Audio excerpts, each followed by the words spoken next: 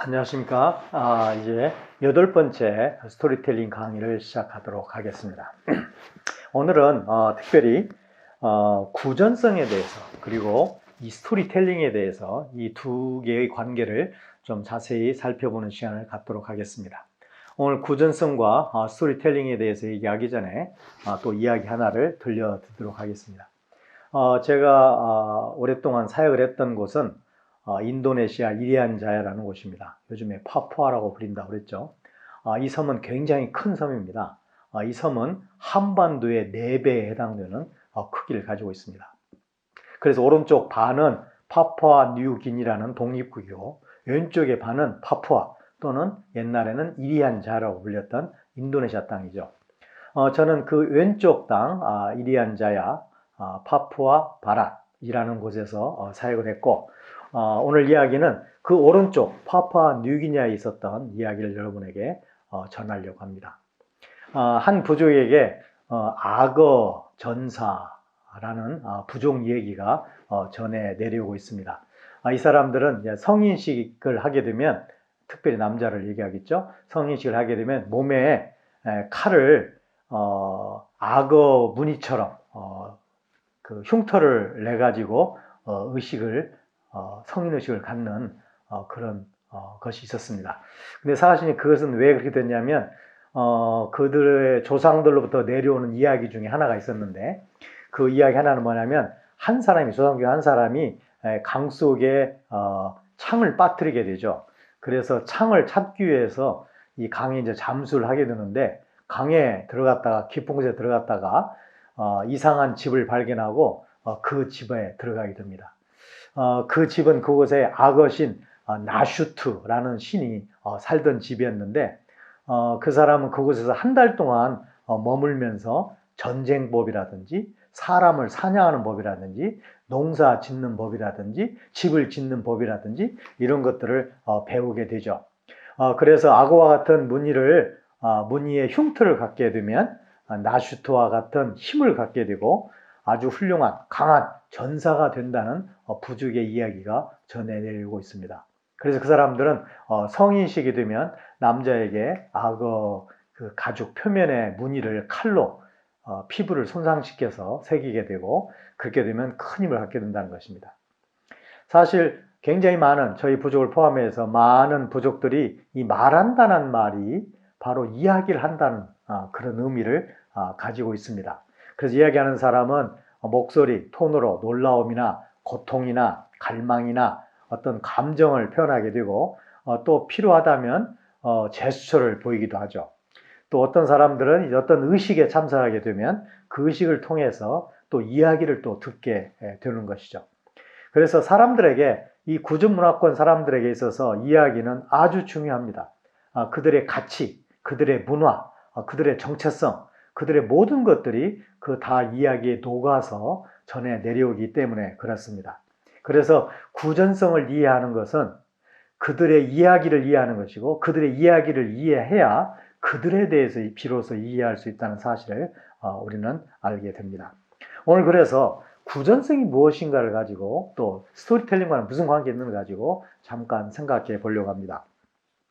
사실 우리는 문맹인 그러면 일단 글자를 모르는 사람, 글 읽을 수 없는 사람이라고 말하죠. 맞습니다. 그러나 그렇게 문맹인을 단순하게 자기 이름 정도 쓸 수 있는 사람과 쓸 수 없는 사람, 글자를 아는 사람과 모르는 사람으로 구분하기에는 그 문맹인과 비문맹인 사이의 스펙트럼이 너무 복잡하다는 것입니다. 그래서 제임스 렉이라는 사람은 적어도 5단계로 나눴습니다. 문맹인이라는 거 뭐냐면 읽고 쓸 수 없는 사람이에요. 그러니까 단어는 문자로만 존재하는 것이 아니고 단어는 소리로만 존재하는 것이죠. 그 사람에게 칠판에 나무라고 써놓는 건 그에게 의미가 없어요. 오히려 그에게는 나무라고 말해 주어야 나무라고 인식하게 되는 것이죠. 모든 사물이나 모든 이름들이 문자로 존재하지 않고 음성으로 존재하는 걸 얘기합니다.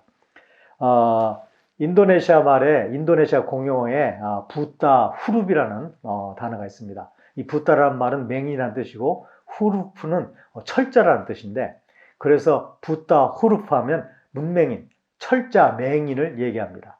그래서 진짜 문맹이라는 것은 철자에 한해서는 맹인 것 같다.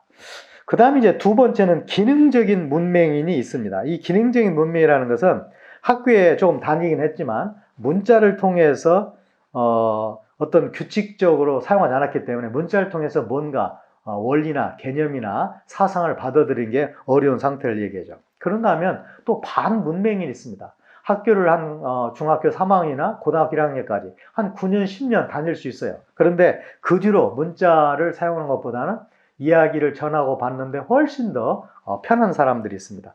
그런가 하면 글을 통한 학습자가 있습니다. 이런 사람들은 개념이나 교훈이나 원리를 다 문자적인 방법으로 이해할 수 있는 사람이죠. 마지막으로 높은 문자 능력을 소유한 사람이 있습니다. 통상적으로 대학 교육을 받은 사람이고 전문 분야에 종사하는 사람들, 이런 사람들을 우리가 인쇄 문화적인 사람들이라고 얘기합니다. 그런데요, 이 세상에 있는 사람들 중에 사실 그 사람이 글자를 알든 모르든 공부를 얼마나 했든 안 했든 관계없이 3분의 2에 해당되는 사람들이 구전적 의사소통을 선호합니다. 말로 듣고 배우는 걸 좋아하지 글로만 배우고 글로만 익히는 것을 굉장히 불편해하는 사람입니다. 그래서 우리가 생각할 수 있는 것은 이 구어가 무엇인지, 그 다음에 구어 문화권에 사는 사람 어떤 특징을 갖는지 아는 것이 이 스토리텔링의 특징과 스토리텔링을 효과적으로 사용하는 데 있어서 크게 유익할 것입니다. 이 구어의 특징을 살펴본다면 구어는 거의 모든 구어들이 이야기 형태를 가지고 있습니다. 그 다음에 두 번째로는 행위지향적이고 사건지향적인 특징을 갖고 있습니다. 우리가 뭔 얘기를 할 때 그 사건을 설명하기도 하고 또 행위를 보이거나 설명하기도 하죠. 그래서 구전문화권에 사용하는 구어의 특징은 굉장히 행위지향적이고 사건 중심으로 이루어졌다는 걸 우리가 알 수 있습니다. 세 번째로는 단순하고 선적인 구조를 가지고 있습니다. 제가 살았던 인도네시아 이리한자야 지역에 한 부족 언어의 한 25% 정도가 체인 링퀴지라는 언어 특징을 갖고 있습니다. 그러니까 우리가 동사를 계속 나열할 때 앞동사를 반복하고 뒷동사를 얘기하는 것이죠. 그런데 이게 하나만 그러는 게 아니라 계속해서 반복하는 거죠.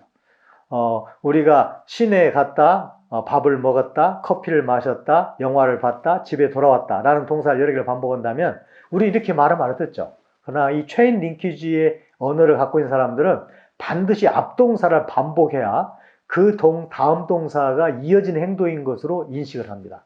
그러니까 내가 시내에 갔다, 시내에 간 다음에 밥을 먹었다, 밥을 먹은 다음에 커피를 마셨다, 커피를 마신 다음에 영화를 봤다, 영화를 본 다음에 집에 왔다. 이렇게 말을 해야만 알아듣는 언어죠.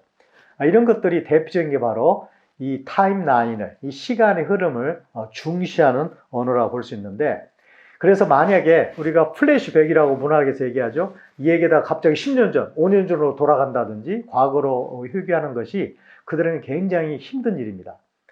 그래서 가급적이면 시간적 흐름에 따라서 이야기를 하는 것이 굉장히 중요하죠. 그 다음에 비언어적 의사소통의 단서들을 굉장히 중시한다는 것입니다.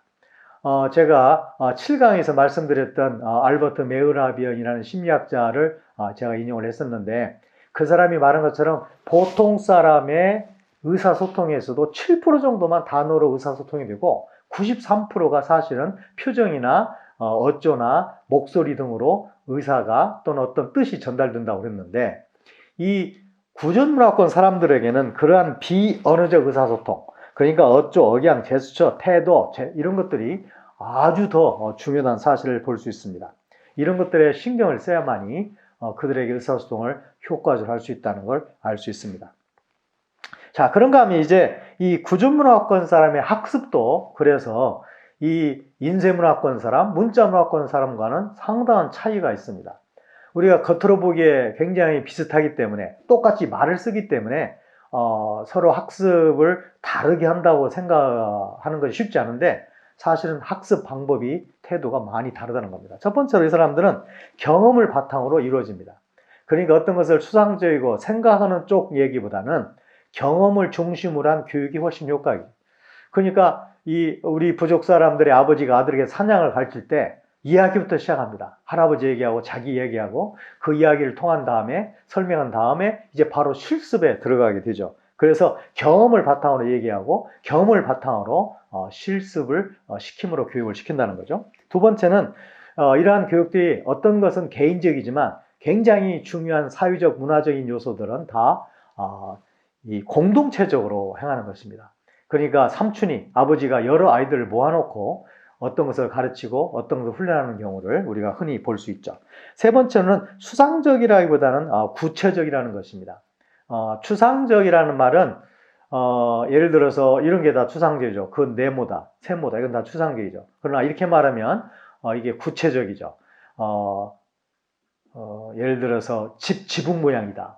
그 다음에 상자 모양이다. 또는 접시 모양이다. 이런 것들은 굉장히 구체적인 표현이라고 말할 수 있는데 그 사람들 언어의 특징이 상당히 추상성을 갖기보다는 구체성을 갖는다. 그 다음에 순차적인 학습에 익숙하다. 아까 그 사람들의 특징이 시간적 흐름에 따라 이야기가 전개된다고 그랬는데 순차적인 학습을 할 때 이것도 그들에게 훨씬 효과적이고 그 다음에 우리가 한 가지 또 생각할 수 있는 것은 모든 이야기에는 패키지 정보가 있다는 것입니다. 우리가 단순하게 기승전결로 되어 있는 이야기가 어떤 사건, 어떤 사실, 어떤 교훈만을 주는 걸로 생각하기 쉬운데 사실 그 이야기는 촘촘하게 어떤 이야기들이, 이야기 패키지들이 또 지식 패키지들이 박혀 있다는 사실을 알 수 있습니다. 마지막으로 이 사람들의 학습의 중요한 특징은 외워서 전달한다는 것입니다. 그러니까 구전문화권이 강한 사람들에게 뭔가를 전할 때 책을 본다든가 아니면 노트를 열어서 인쇄물을 가지고 읽어주는 것은 굉장히 효과가 떨어지는 것입니다. 왜냐하면 그 사람들은 중요한 건 다 외워서 전달하는 사람들이기 때문에 전하는 사람이 뭔가를 보고 도움을 받아서 하면 저건 중요하지 않다라고 생각하는 경향이 있기 때문에 그렇습니다. 그래서 우리가 생각할 수 있는 것은 항상 이런 이 구전문화권 사람들의 특징이 이렇다는 것과 관련돼서 스토리텔링을 해야 된다는 것입니다. 자, 이제 마지막으로 우리 브룩스 사람들 이야기 하나를 하고 8강을 마치도록 하겠습니다. 제가 한 번은 성탄절 행사로서 이웃 그 따마자라는 마을 사람들을 초청을 했습니다. 그래서 모든 동네 사람을 초청하는 건 쉽지가 않죠. 왜냐하면 일주일 동안 우리 동네에 머물면서 함께 축제를 벌인다면 그들의 먹고 자는 모든 문제를 초청한 우리가 부담해야 되기 때문에 그렇습니다. 그래서 요청하기를 한 30명 정도만 왔으면 좋겠다. 우리가 축구 시합과 배구 시합을 하겠다. 그래서 이제 제가 우리 가족이 주로 타고 다니는 이 경비행기 활주로가 20m 폭에 400m 길입니다. 그 기력계가 10m, 10m니까 사실은 40m 폭에 400m. 거기에는 경기장이 여러 개 나올 수 있죠. 그래서 거기에서 이제 말뚝을 받고 네트를 걸고 배구도 하고 또 폴대를 세워가지고 축구도 했었는데 배구는 그냥 3대 0으로 이겼어요. 우리 동네 사람. 왜냐하면 우리 동네 사람들만 할 줄을 갖고 있기 때문에 배구를 그동안 해왔던 거죠. 그런데 다른 동네 청년들도 축구는 해요. 뭐 조그만 공간만 있으면 축구를 하고 그러니까. 그런데 이 전반전에서 1대1로 비기게 됐어요. 그 다음에 이제 후반전은 한 골도 나오지 않았어요. 그래서 제가 제안하기를 이렇게 제안했습니다. 우리 승부차기를 하자. 5명을 뽑아가지고 한 골씩 차기를 하자. 그랬더니 안 된다는 것이에요. 왜 안 되냐 그랬더니 그렇게 해서 한쪽이 더 많이 넣게 되면 다른 쪽이 상심하게 된다는 거죠. 그럼 어떻게 하면 좋겠냐? 이대로 끝내도 괜찮다는 거예요. 무승부로 끝냈어요. 나중에 알게 된 것은 우리 동네 사람들이나 상당히 많은 이리한자 사람들, 부족 사람들의 특징이 뭐냐면 어떤 경주를 하면 그걸 1등, 2등, 3등을 가리지 않는다는 걸 알게 됐어요. 그러니까 아이들을 골인 라인을 만들어 놓고 50m, 100m를 뛰게 하면 처음에는 막 같이 뛰어가요. 서로 다르게. 그런데 이 골인쯤에 다다르게 되면 모든 아이들이 점점점 속도를 줄여가지고 전부 동시에 들어오는 것이죠. 그래서 1등을 만들어서는 안 된다는 거죠. 처진 사람을 만들어서는 안 된다는 것이죠. 그게 바로 우리 동네 사람들 또 이리한자의 많은 사람들에게 있는 평등의식입니다. 어쩌면 우리가 주어진 신앙이나 어떤 가치나 이런 종교를 다른 사람에게 전달하는 것은 영적 평등을 꾀하는 것이 아닌가라는 생각을 하게 됩니다. 우리가 성경 스토리를 해야 되는 이유 중에 하나가 바로 그런 이 세상에 있는 영적 불평등을 깨기 위한 것임을 우리가 기억했으면 참 좋겠습니다. 자, 8강 강의를 마치도록 하겠습니다.